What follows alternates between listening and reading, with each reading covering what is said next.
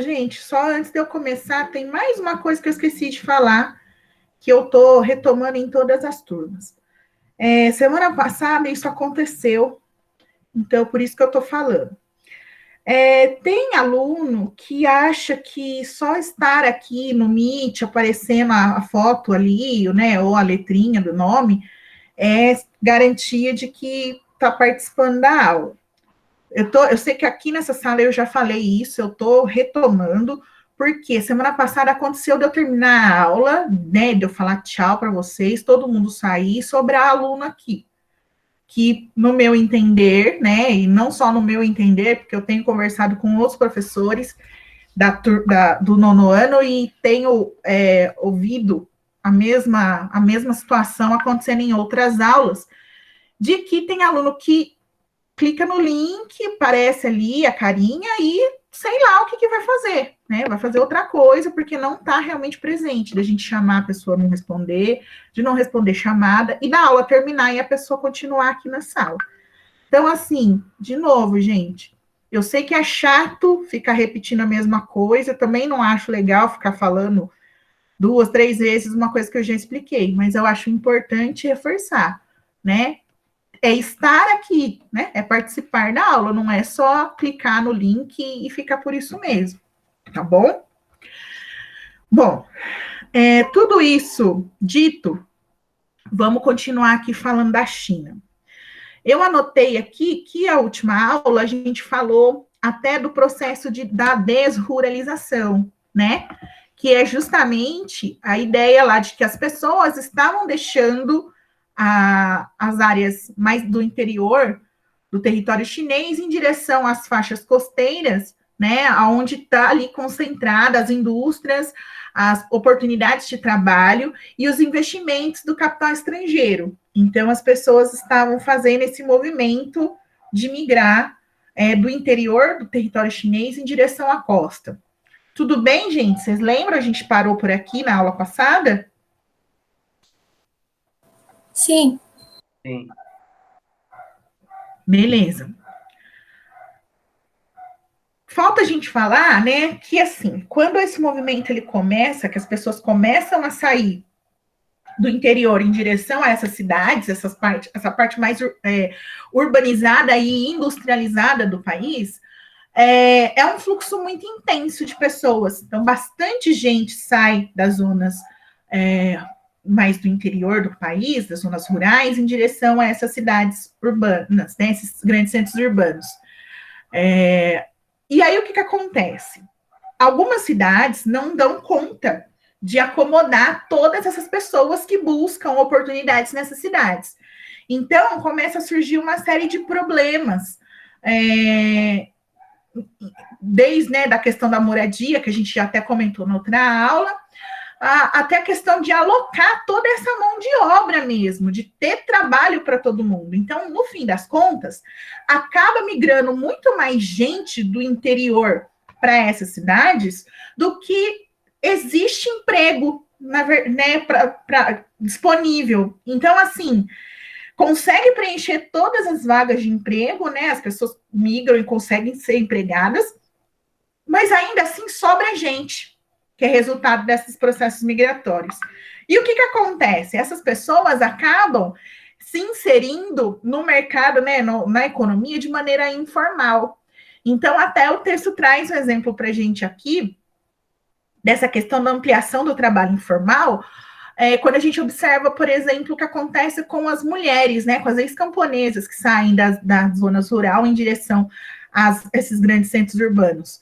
Muitas delas acabam não conseguindo trabalho na indústria e acabam oferecendo seus trabalhos para residência, né, os trabalhos domésticos. Na China, esse é um trabalho que ele não é regulamentado, então não existe ali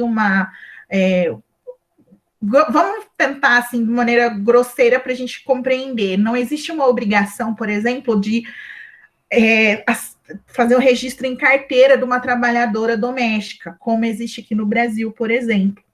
Então, é considerado como um trabalho informal.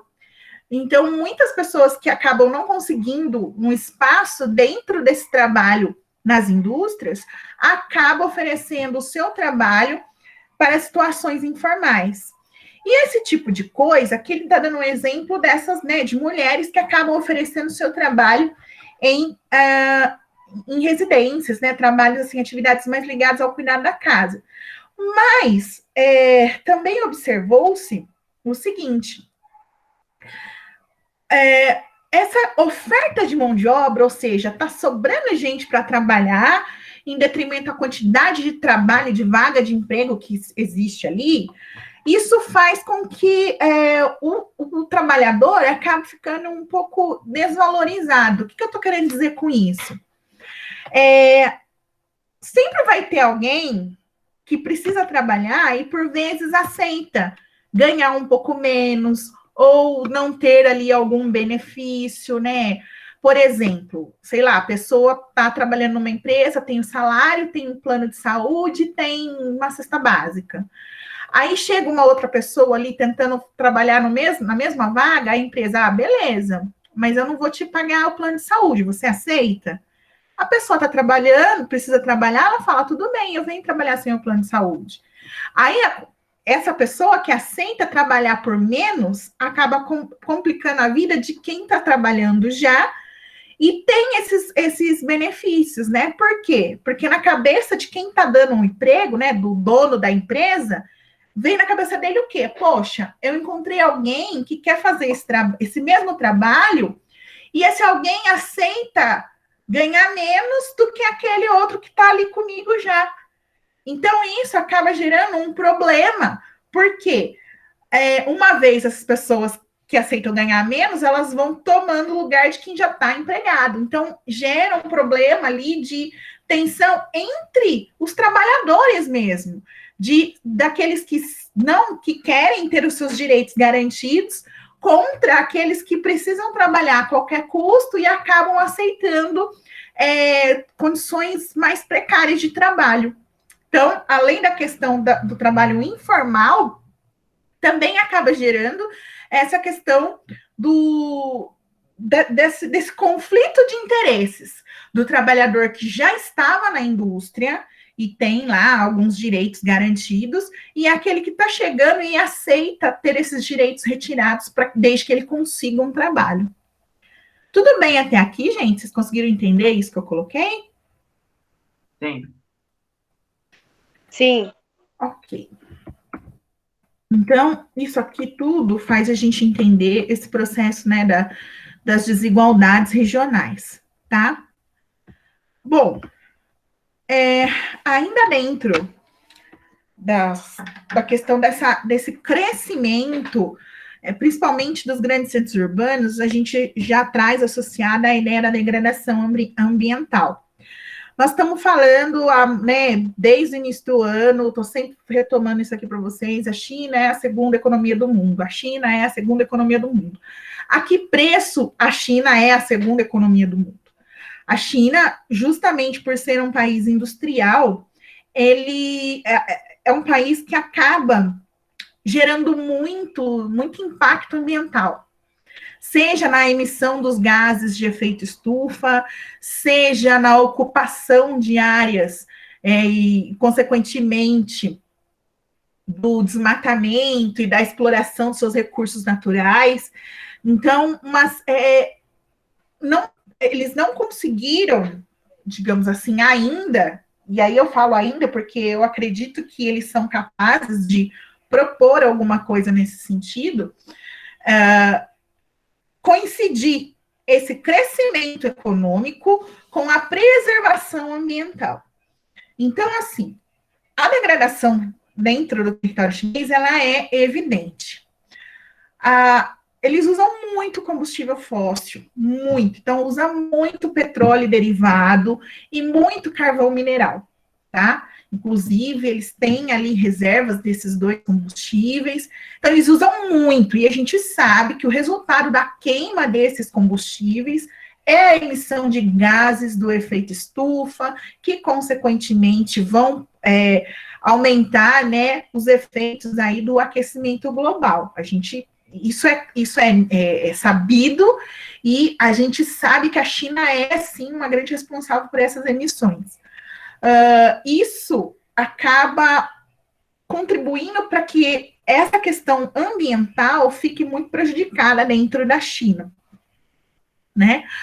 Além da questão além da questão das emissões dos gases de efeito estufa, existe também a questão da contaminação de solos e da contaminação das águas dos rios, de rios importantes dentro da China, devido aí às atividades industriais, a questão da destinação adequada, tanto do lixo produzido pelas indústrias, quanto do lixo gerado por esse grande volume de pessoas vivendo nas cidades, e a poluição realmente do ar. Tanto assim, que eu acredito que todo mundo já deve ter visto ou ouvido falar que mesmo antes desse processo da pandemia, da gente usar máscara para se proteger, era comum em países asiáticos, em especial ali na China, o uso desse tipo de máscara, não para se proteger de algum agente biológico, mas por conta mesmo da quantidade de partícula sólida que é dispersa no ar, então de poluição mesmo, né? Então, para as pessoas não respirarem aquele ar tão poluído, muita gente já usava por conta máscara para tentar filtrar esse ar, de tão poluído que é isso. Em algumas cidades, Pequim, a gente já, né, conhece algumas imagens da cidade de Pequim, em momentos em que essa poluição é muito intensa e as pessoas realmente se protegem para não respirar aquilo. Então, assim, a China precisa encontrar um caminho para promover esse crescimento econômico que ela defende e ela conquista a cada ano, porque é evidente esse crescimento, mas ela precisa tomar atitudes mais impactantes quando a gente fala da questão aí desse crescimento em relação ao meio ambiente, porque senão ela vai chegar num ponto que ela não vai conseguir resolver esse problema mais. E pensando nessa perspectiva, é legal a gente observar que a China, diferentemente dos Estados Unidos, até, né, o início desse ano, quando trocou o governo, a China aceitou assinar o Acordo de Paris, né, que é justamente o acordo onde os países se comprometem a diminuir as suas emissões de gases do efeito estufa, né? Então, a China aceitou assinar, se comprometer com essa diminuição, enquanto os Estados Unidos, que a gente já falou tantas vezes aqui, é a maior economia do mundo, no primeiro momento se recusou e se retirou desse acordo, porque eles sabem que isso vai gerar um impacto no crescimento econômico, porque você tem que repensar seus processos produtivos para diminuir essa emissão de gases. Então, só quando houve a troca agora do presidente, no início do ano, é que os Estados Unidos passaram a fazer parte do Acordo de Paris e entender que eles também precisam contribuir para esse processo, porque o planeta é um só, né? E se a gente não ligar, né? Se nós que moramos aqui dentro não dermos bola para o que está acontecendo, né? Quem é que vai resolver esse problema para a gente? Então, a China também passa por esses problemas ambientais, isso é muito, muito nítido, e eles têm consciência desse problema e eles precisam encontrar uma solução. Tá certo? Até aqui, gente, tudo bem? Sim, professora. Beleza. Agora a gente vai mudar um pouquinho, né? Vamos começar a falar de alguns aspectos aí ligados ao setor rural. Gente, essa imagem tá horrorosa, mas eu prometo que vocês vão ter uma imagem mais legal para poder consultar, tá bom? Vamos lá. Quando a gente fala do setor agropecuário, a gente está falando aí das atividades, né? Quando a gente pensa nas atividades econômicas, a gente separa em 3 setores, né? Primário, secundário e terciário. O setor primário são as atividades ligadas à agropecuária e o extrativismo. O setor secundário são as atividades industriais, e o terciário é o setor de serviços, né? Então, a gente está falando até agora do setor secundário, que é muito forte na China, e vamos falar um pouco aqui a questão sobre o setor primário, né? A produção agrícola e pecuária da China. É importante a gente perceber como isso acaba. A gente tem parcelas menores da participação dessas atividades quando a gente observa o total da riqueza produzida pela China. Então, olha só, o setor chinês, né, o setor primário da China, ele contribuiu 9% apenas para a composição do PIB chinês em 2016. Dentro desses 9%, 41% veio da mineração, então da exploração realmente de minérios, da prospecção aí desses combustíveis fósseis. Depois, a gente tem 50% vem dos serviços. Peraí, eu acho que eu falei besteira para vocês. Tá, não. Dentro da construção aí da população economicamente ativa, a gente tem 28% aí que estão no setor primário, 29,3% que estão na atividade mineradora e na indústria, e 42,4% que estão nas atividades ligadas ao terceiro setor, que é o setor de serviços. Então, só para vocês terem uma ideia de como isso é distribuído no Brasil, olha só, para efeito de comparação. Então, no Brasil, no setor primário, que é aí a agropecuária, 14% da população economicamente ativa está presente nele, 23% está presente nas atividades industriais e 63% da população economicamente ativa está no setor de serviços, no setor terciário. E aí aqui vale a pena a gente fazer um recorte. Ter mais da metade da sua população, população economicamente ativa, atrelada ao setor de serviços, num momento como esse que a gente está vivendo, que os serviços estão todos limitados, né? Então, tem um monte de coisa que ainda não está funcionando, ou que funciona com horário reduzido, ou que funciona com capacidade reduzida. Tudo isso contribui para que esse setor seja prejudicado. A gente tem observado isso desde o ano passado, quando começou essa situação da pandemia. Então, o que é o setor de serviços, gente? Só para vocês entenderem também. É o comércio, bar, restaurante, lanchonete, casa de show, balada, setores assim, esse tipo de trabalho, né? Onde depende de alguém frequentar, consumir aquilo que você está oferecendo para poder movimentar. Então, a gente está vendo isso acontecer e isso só está fazendo com que mais pessoas acabem aí ficando sem os seus empregos. Então, essa estrutura, essa distribuição que o Brasil tem das pessoas nas atividades econômicas, ela acaba prejudicando o próprio Brasil quando ele escolhe, porque essa distribuição, gente, das atividades, ele é uma escolha econômica. O Brasil optou por isso, né? Que a gente caminhou para essa estruturação. E isso a gente está identificando agora que está gerando uma série de problemas, como o aumento do desemprego, tá certo? Bom, ainda pensando aí na atividade agropecuária, ele, dentro da China, ele obviamente vai distribuir, né, o tipo de atividade de acordo com a característica climática de determinado lugar. Porque, assim, do mesmo jeito, pessoal, que a gente falou que as pessoas não vão morar no deserto, né, eu também não vou fazer agricultura numa área desértica.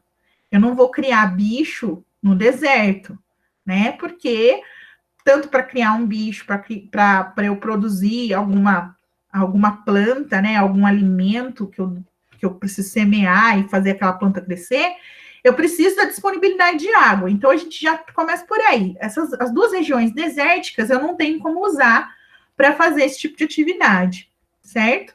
A questão também do terreno. Então, nas partes muito altas fica mais difícil, mas existe uma região que é alta, mas, digamos assim, é menos alta do que, né, o que está mais perto ali do Himalaia, que já dá para, que acaba também tendo uma característica de solo mais propício e de disponibilidade de chuva, né, de água, que acabam ajudando aí um pouco em algumas atividades. Então, pensando nisso, né, nessa característica natural da China, eles são grandes produtores de trigo, de arroz, de algodão, de chá e de amendoim, né? Então, esses produtos, eles produzem bem, ali dá para atender a demanda interna. Só que, como a gente já falou, é um país que não consegue produzir a totalidade de seus alimentos, então eles importam bastante coisa. Daqui do Brasil, eles importam muita soja. Então, muito da soja que é produzida, em especial no centro-oeste brasileiro, tem como destino o mercado chinês. Aí também vale a pena a gente destacar aqui que não é a soja que a gente vende, não necessariamente é para o consumo humano. Boa parte dessa soja, ela vai para lá para servir de ração animal, né? Então, para alimentar, por exemplo, os rebanhos suínos. Então, na criação, a soja brasileira é usada para alimentar os porcos das criações ali chinesas, perdão. Então, não necessariamente vai virar, a soja é consumida in natura, ela acaba virando alimento para os rebanhos suínos da China, tá? Aí, assim, gente, a parte, né, que tá aqui mais alta, a gente acaba tendo menos atividades. Vocês vão observar que acaba coincidindo também com a área mais a leste, a presença dessas atividades agrícolas, mas isso tem a ver com as condições de clima que a gente descreveu, né? Lembrando que tem um deserto nessa região, outro deserto aqui, e aqui a gente tem as montanhas. Fica difícil realmente praticar qualquer atividade agropecuária com essa situação, né, da distribuição das condições naturais no terreno chinês. Então, fica realmente difícil e acaba se concentrando também mais para o oeste, com exceção aqui dessa pequena faixa, onde dá para ter algum cultivo, tá certo? Pessoal, até aqui, tudo bem a respeito da China? Sim. Sim. Tem alguma coisa que vocês gostariam de colocar ou de perguntar que de repente vocês estavam esperando que fosse aparecer na aula da China e a gente não falou? Eu tenho uma pergunta. Pode falar, Melissa. É sobre a soja. Por ela ser, tipo assim, o alimento dos porcos e não assim das pessoas, isso desvaloriza o nosso produto? Não, pelo contrário, né? Eles pagam bem assim por esse produto. Gente, é aquilo que a gente falou. Olha quanta gente tem ali que precisa comer. Nós estamos falando de mais de 1 bilhão e 300 milhões de pessoas. Então, assim, é porque às vezes a gente pensa, né, que a China consome muita soja brasileira. E às vezes a gente pode achar que eles estão comprando para o consumo próprio, eles vão comer o grão da soja.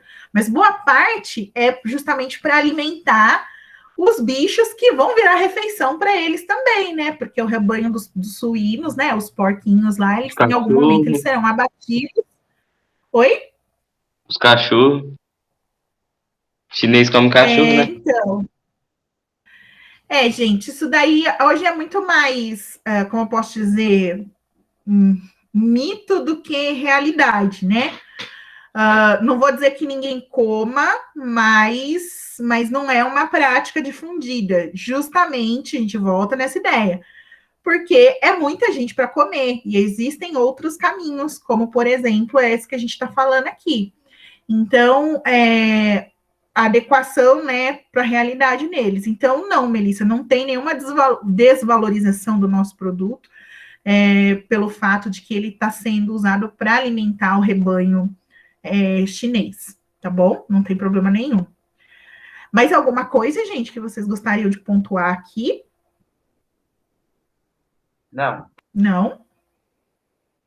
Então, gente, ó, nós vamos encerrar essa primeira conversa sobre a China. Vocês estão vendo que o próximo, a seguir no capítulo, a gente já vai falar sobre a Índia e sobre o processo de independência, né? Já que a Índia foi uma colônia do governo, né, do reino da Dona Elizabeth, né? Foi uma colônia da coroa britânica. Então, a gente vai falar um pouquinho desse processo de ocupação, vai falar, né, do processo de independência e como a Índia se tornou também esse país extremamente relevante do ponto de vista econômico também. E assim, a Índia é bem interessante também para a gente, porque existem muitos contrastes, né? Ao mesmo tempo que tem ali uma parte super desenvolvida, tem uma parte cheia de pobreza também. Então, é uma coisa que a gente vai discutir ao longo das próximas aulas. Então, pessoal, eu vou interromper a gravação aqui para a gente fazer chamada e vocês poderem ir almoçar tranquilamente.